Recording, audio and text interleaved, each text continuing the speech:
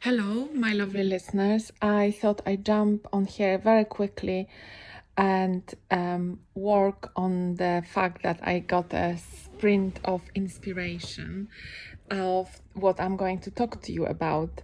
I had a really painful tooth extraction last week, and I was really had to work on what I'm talking about in all my podcasts. So sometimes how to live through pain and how allow your body to rest and recuperate, and how to take care of yourself, how to love yourself through pain and allow yourself to suffer, but also allow yourself to be okay with stillness and listen to your intuition of how much you need to rest. And I know it's really, really important for myself. And I have a feeling that for a lot of you outside as well, I know that there are many, many people who are striving to be best and striving to work as much as possible. And I really, really admire those people. But I also, what I observe is that a lot of people are not allowing themselves to rest, or they feel like rest is not good, or it's not productive. They don't know how to rest. They don't know how to take a break, take a pause.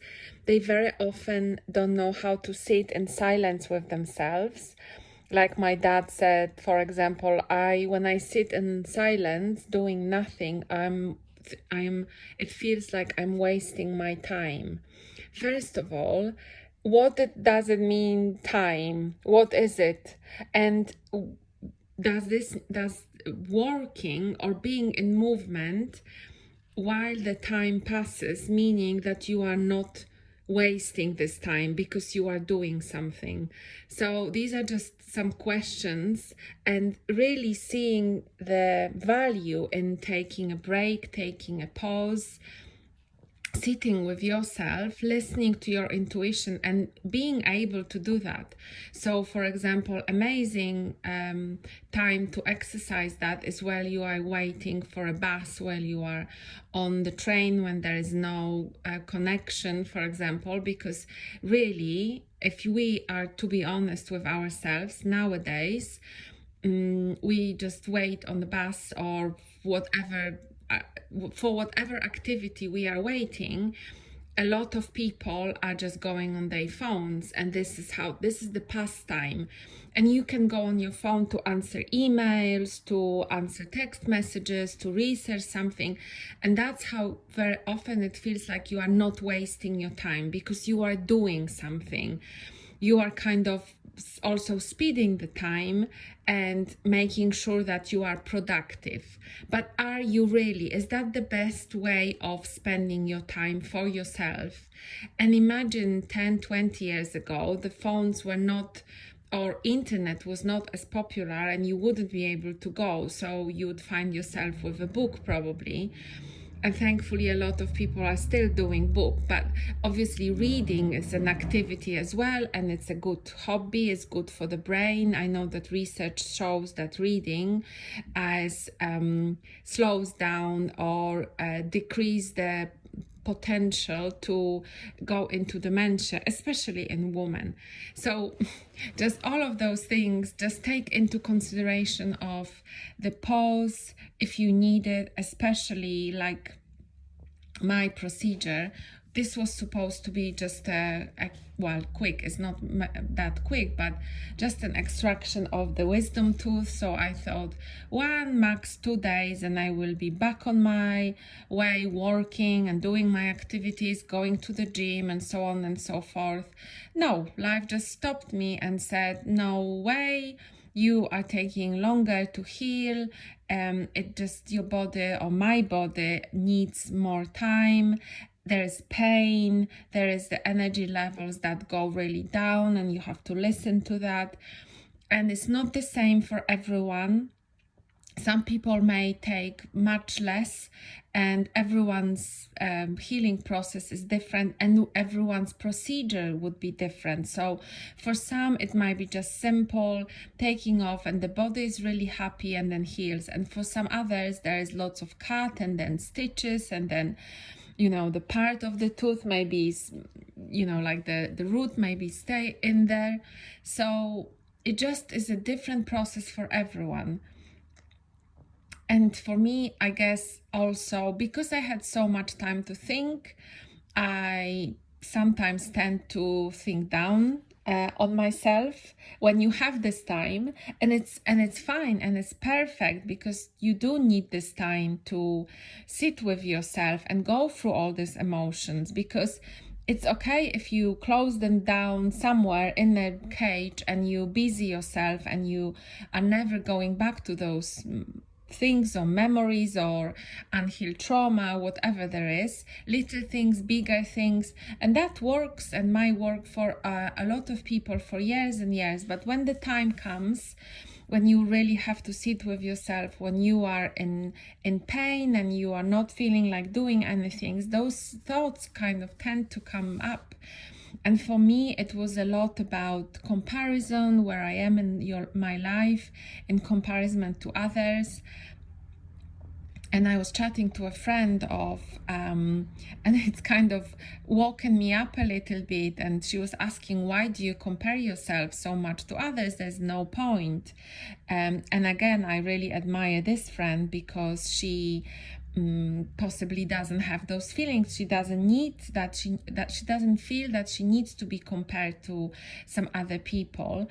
And I know a lot of us, a lot of other parts of us do compare ourselves to where the other people are, and this is kind of our sign of we are probably not there yet, because we tend to compare ourselves to, sort of in our mind, better people that are doing better, people that have or do or are at the place that we want to be.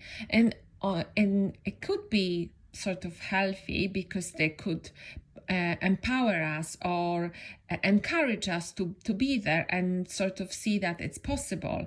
Like, for example, I was looking at people when I was learning how to drive and being kind of scared a little bit to go on the road. I was looking at certain people driving, and I was thinking, oh, this lady can do this, so I can probably do it as well. Oh, this girl can do this. She looks quite young and she's driving. If she can do it, I can do it as well. So definitely having people around us and having a healthy encouragement, it's good. But comparing of, oh, I can never get there where they are, or how they probably much more intelligent, like putting ourselves down, this is not a healthy way, because it doesn't not only discourages us, but we are not kind to ourselves, and we are just very often give up, or we think of ourselves as lesser in some way, or not deserving. And I definitely tend to do this sometimes. So I just have to be really aware of that. And when those thoughts come, I guess just acknowledge them and sit with them. And like I did, maybe talk to someone. And I was really lucky that this friend of mine just said, why would you do that? Why would you compare yourself to others? And sometimes just words like this would work, and you would think, yes, why am I doing this to myself? Why am I so hard to myself on that? And why am I being really harsh and saying that I am not good enough because I don't have this and that the other person have? And this is how I see it. So I don't see the whole picture. I just pick and choose the things that I think that I should have. And I don't really know what it would mean for me. And I then disregard all the good things that I have, because if I have something, that means I have it's ticked off, and I don't need to worry about this anymore. But it's actually a big thing. It's actually something to be really grateful for.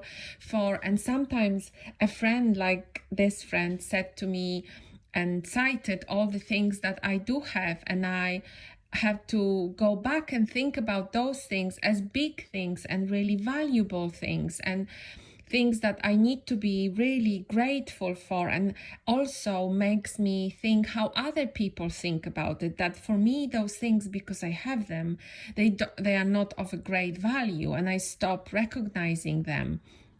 But actually taking a moment and being grateful and being full of those things, that makes me, empowers me to move forward.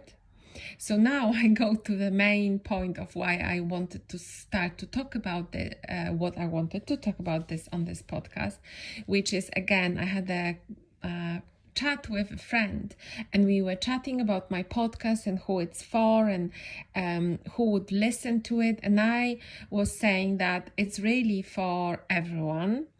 But I guess is a lot of this content, how I see that, is for maybe young people, maybe people starting off their sort of adult journey, and talking from me, who is a bit older and went through all of those things, and kind of maybe trying to share this experience for those people, to, when they are going through the same experiences, to try to understand that and to try to make sense of the experiences, make sense of the hiccups, I guess, or painful things, or breakups, or endings, or suffering, and then just come out on the other side. And there's a big question to this podcast: what is life?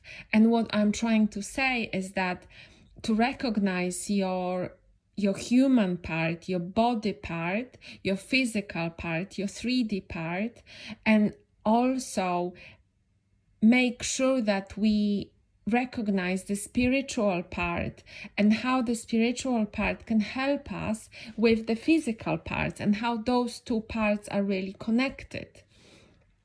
And big part of the physical part and the spiritual part is obviously our heart.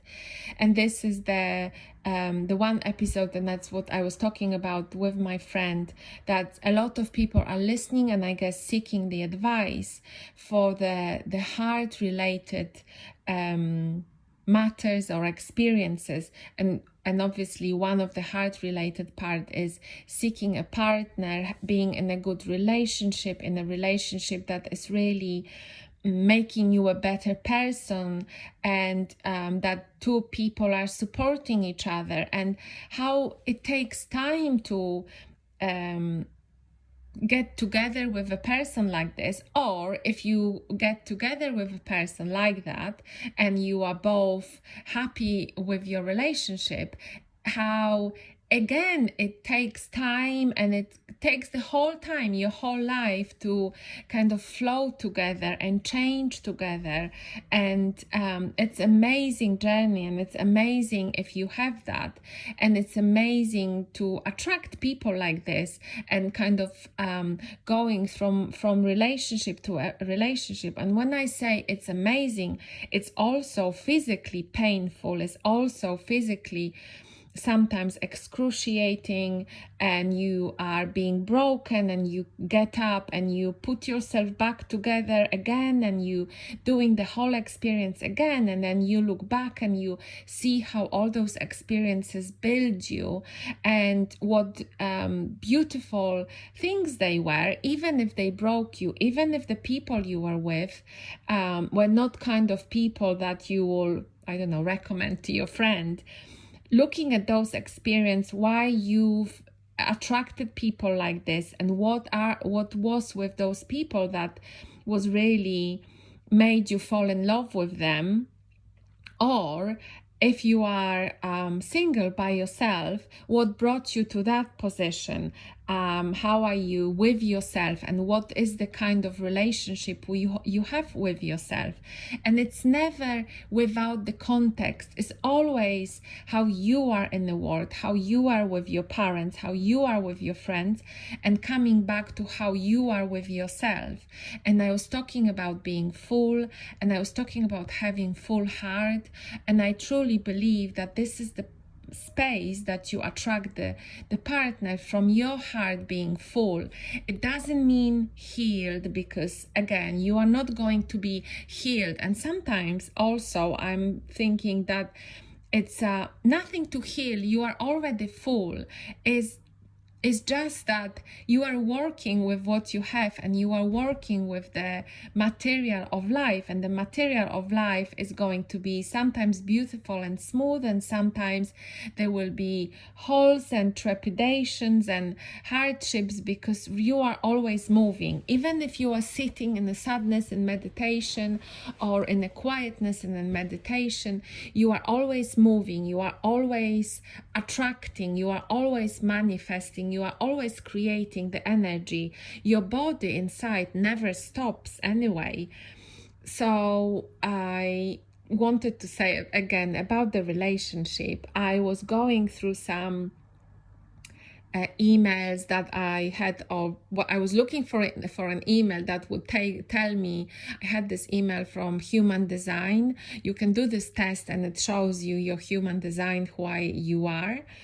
And I found it then that I am manifested generator. So I know, and I was talking about this, that I have a big manifesting powers, and I manifest quite quickly. The issue there is with me, I don't have a very clear idea of what to manifest. I have a generic idea, and I always work on, I have to be very specific, or what I love, what I really, really love. I have to have a tunnel vision almost.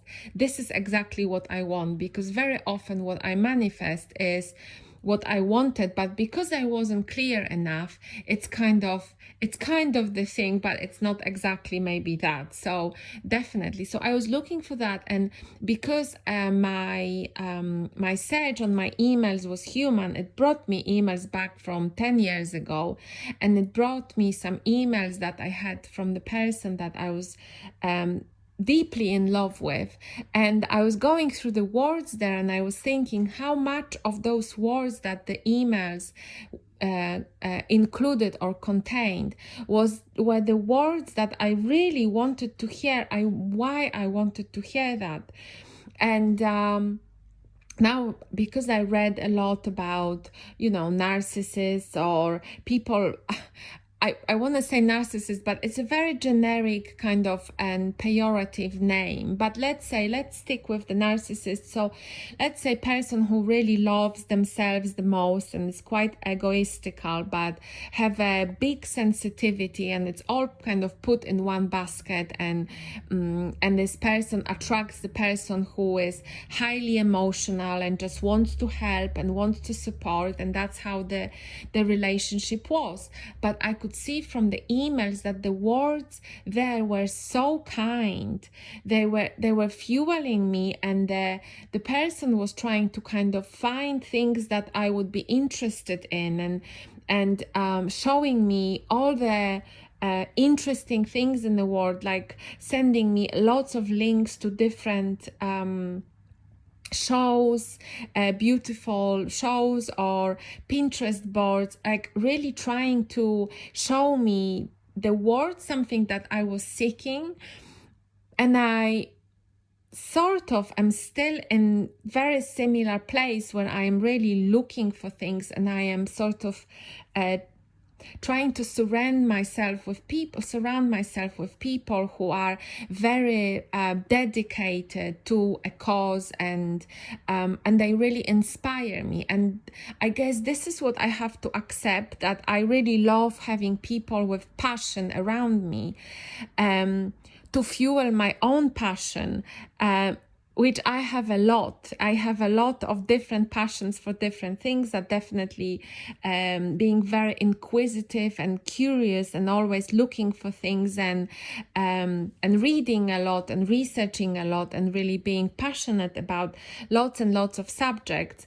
But again, wanting to have the people who passion and dedication and work commitment goes even deeper.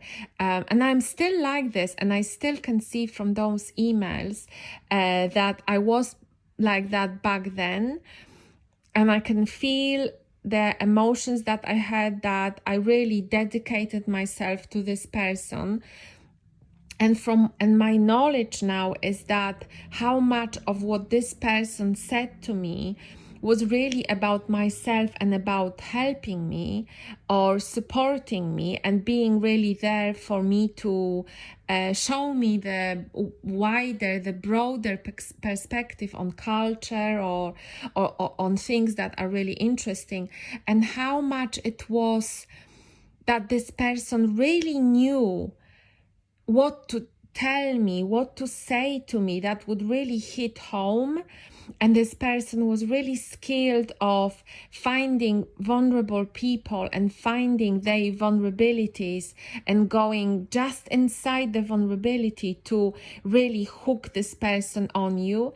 And even now when I talk about this and I kind of calm my nervous system, how much of this was to how much it was showing me world, but in the same time made me very felt kind of unstable and unsafe in this relationship, that I was seeking validation all the time. And then when this person started slowly withdrawing those nice things that the person was sending me or showing me, how really empty I felt. So I need to listen to my intuition, and I need to know that even now when I read those emails, or if you read text messages from someone and it really, those words really hit home and you really feel like it's so intense, to kind of stop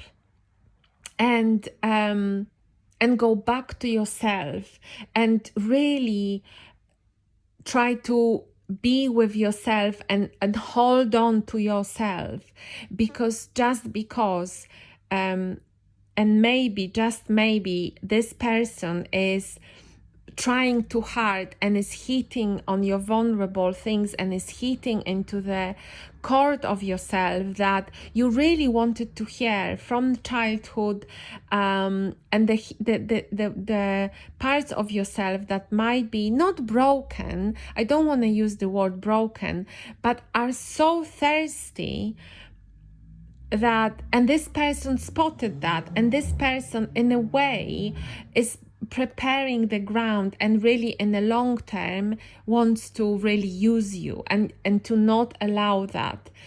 And how I would react back then, I guess I would just take a moment, take a pause, and really, instead of being like, it's like someone is so thirsty and it's given 2 bottles of water, I was just like bathing in this water, is a little bit of trying and finding this water somewhere else within your own, how much you can do it of yourself is so super hard.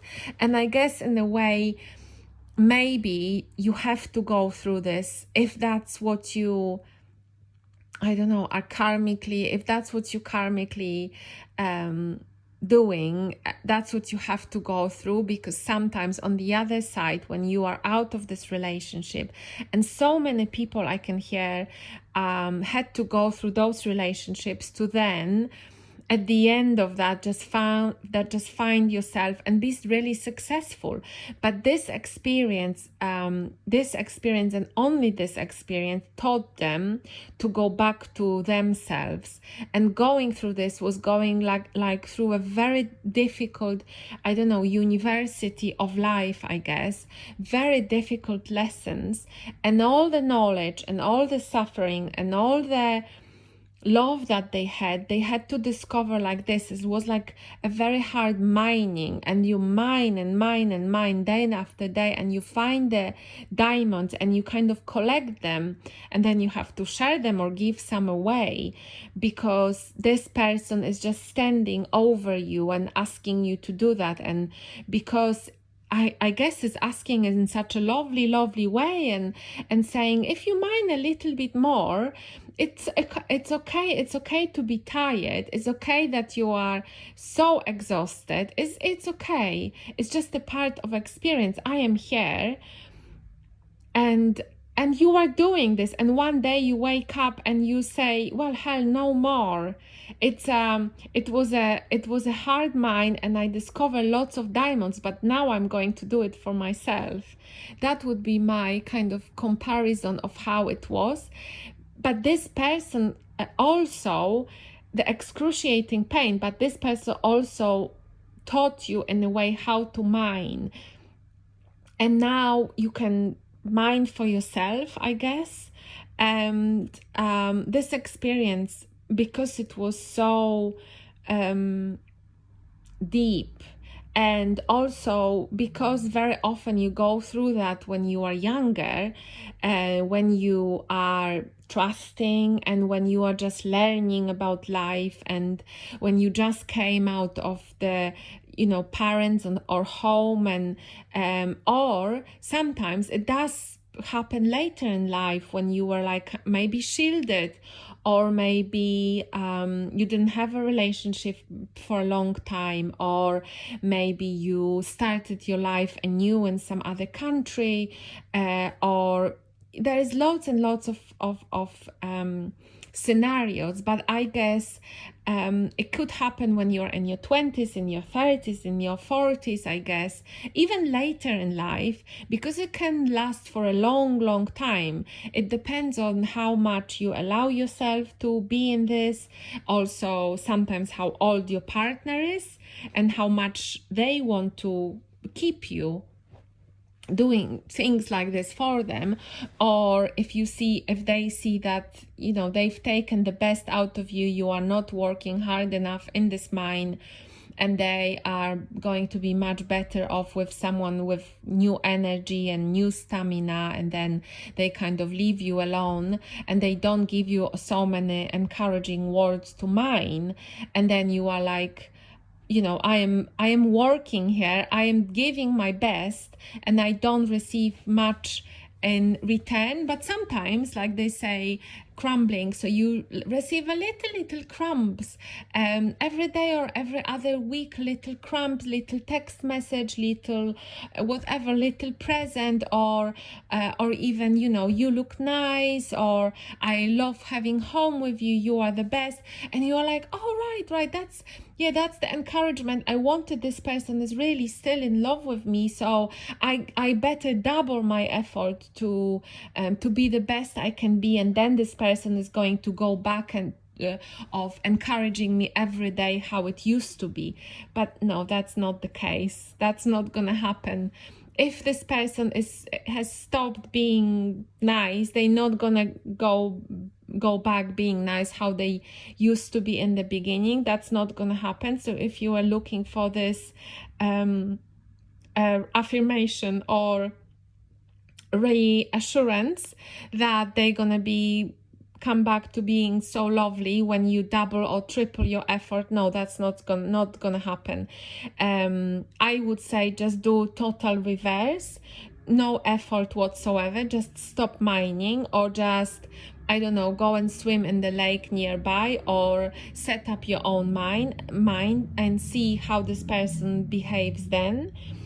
If they come back, and maybe if they do effort to win you back or something, then maybe you can think again. But no one can live off crumbs. No one can live off little encouragement words every other week, or every month one encouragement word. But I used to build castles on those crumbles, and I ended up being so unsafe. But in the same time, it started my awakening and started my way into more spirituality. I was always spiritual, but more into spirituality.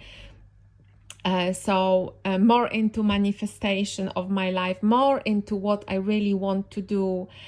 So I'm really grateful for that, and I really look with love in with any partner that I had, with love coming of not like a romantic love or anything, but just gratefulness. And I feel and I believe that this really fills my heart up. I still have some probably thinking or meditating or work to do to maybe free myself up and really be ready for a next relationship. But I am trying not to be in rush and really take time for myself and really deeply love myself. And I really encourage you to do that as well, and I'm sure you do. And it doesn't mean every time of every minute. It's not always like that, but just recognize it and just encourage yourself to do that. So just leaving you with the, because I am not a like an expert advisor, although I have a lot of good experiences, but there is this one lady that I've started following some time ago. I don't maybe follow her that much. It's just her interesting journey. I think her name is Jillian Anderson, and she is the heart expert, and I've listened to a lot of Jillian, and Jillian gives a lot of good encouragement. If you haven't listened to her as yet, especially when you're coming out of relationship, when you had a really hardship and in a relationship with narcissist. She did help me a lot, and now she's grown her audience so much since I was listening to her before. She probably came from 200,000 followers, 100,000 when I started listening to her. She was very vulnerable, very authentic, which is really good. Now she's more like 1 million followers. She's been on the podcast with Ofra. And I know and I can see that a lot of people is looking for this relationship advice, is looking for encouragement and for the faith, and how to have faith in yourself, how to recognize when the relationship is not really maybe going anywhere, or when you are being led, or maybe the early stages of the narcissist relationship when you are losing yourself in someone, how to go back to yourself. And I feel like spirituality is a really good way, because then you can take care of your body, but you can also take care of your soul. You can take of any unhealed pattern, unhealed trauma. You can recognize this. You can see why you are attracting partners like this, why you are happy when someone says certain things, how easy it is to be really intensely led in the beginning when you are hearing all the beautiful things that you want to hear, and why some partners are kind of similar, and why you are not running away when someone is, for example, not kind to you, why you are still staying when someone says mean words to you, and how you are giving excuses to that. So all those things, all those patterns, first of all, being aware of those. This is always first step, and hopefully I can help you with that. And then Jillian is a really good person. So yes, that would be it for this episode. Hopefully it helped you, and please give this episode a like. It really helps me with the reach out, and do reach out to me if you have any questions. I'd be really happy to answer any heartaches. I would be really happy to advise as much as I can. Take care, and until the next episode. Bye bye.